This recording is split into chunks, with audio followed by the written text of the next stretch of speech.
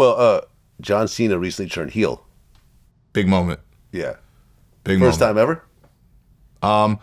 Or was he a heel like originally? He came out as heel. Yeah, that's what I'm saying. But and stuff. But like since that was he became 2003. a superstar. Yeah, that was before the Cena train took off. Exactly. Yeah. I mean, how did you feel about that whole phenomenon? I didn't watch it live. I saw it back on social media. Right. And you know how social media can like paint the picture of narrative of what it actually was. It was like, was it the biggest moment of all time? Or was it the dumbest shit that ever happened because Travis Scott slapped the shit out of Cody Rhodes? So I'm like, I'm going to watch it just to get my opinion. And so I'm pretty sure it's somewhere in the middle. Like, great moment because you're getting two of the greatest like stars of all time mixed with like Cody, who's like with one of the current greatest to like future great. And Travis Scott in the middle, like kind of just wavering, doing his thing. I actually was like on the golf course with Travis Scott maybe a couple months ago. And he was telling me how excited he was about getting into wrestling. He told me like he's training with Booker T down in Houston.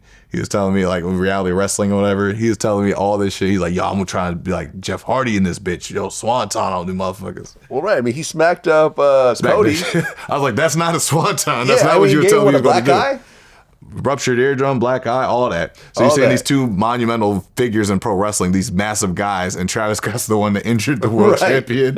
So I'm like, this is the funniest shit. That's the irony to me. But I'm like, it's just comedy to me. I'm not making fun of it. It's just like, that's wild. Yep. That's just wild. And that's the takeaway. Like, there's a lot of wrestling fans that are pissed about it too. They're like, it's like such a great moment, but they're like, there's a lot that are like utterly pissed. They want Travis Scott's head. I'm like, if they're smart, they take advantage of that and they make money off of that.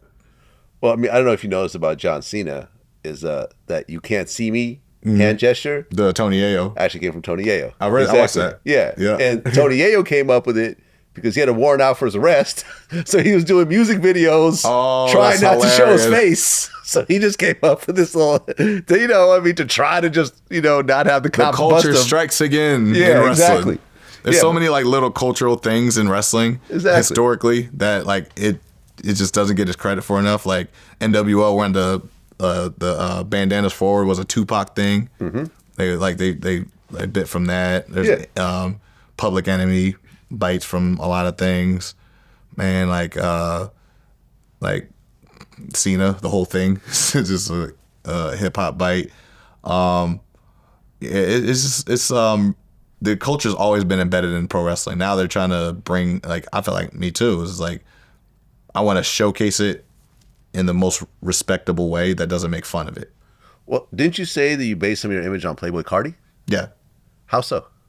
Because Playboy Cardi always has like the braids, and that's where the guitar came from. The idea, the concept. Because I went to Playboy Cardi at Rolling Loud when he was doing a set, and like, man, there's a lot of guitars riffing on everything and squealing guitars. So I was like, that's what Big Pressure remix needs. It needs guitar, and I took that from the Playboy Cardi thing. Okay. And then the leather jackets, which I started going to Jeff Hamilton. I was like, Jeff, could you make me a leather? Yeah, I'm gonna be Jeff. Yeah, yeah, cool great dude. guy. Yeah, great guy. So I was like, could you make me a full leather jacket? He's like, I don't really make trench coats, but I can make one. Yeah. Now he's like, I got like 4 trench coats from Jeff. Oh, nice. Just because. How much did he hit you for with each of those? Like $3,000. Yeah, that's what I'm saying. Well, he did Kobe's iconic jacket. That's like 50, ain't it? Yeah. Yeah, it's like the Supreme one I wanted so bad, but he was like, yeah, that's like 25. I gotta hit you for 25. I'm like, you heard I got paid, didn't you? Right. Yeah, I'm like, shut up. I mean, once you got your check, what was the big purchase you made? Taxes. You owe some back taxes? Okay. Not it wasn't too bad. It was like the three things I took care of: mortgage, taxes, and child support. Okay. Those are because I have everything I need. Okay. I'm good. But those 3 things are like the priorities, and and that's a testament to Tony Risha, my lawyer manager. He's like, here's what we're gonna set aside for do whatever you want. You want to travel the world, you want to go to fucking Barbados with some whatever, do some bitches, do it.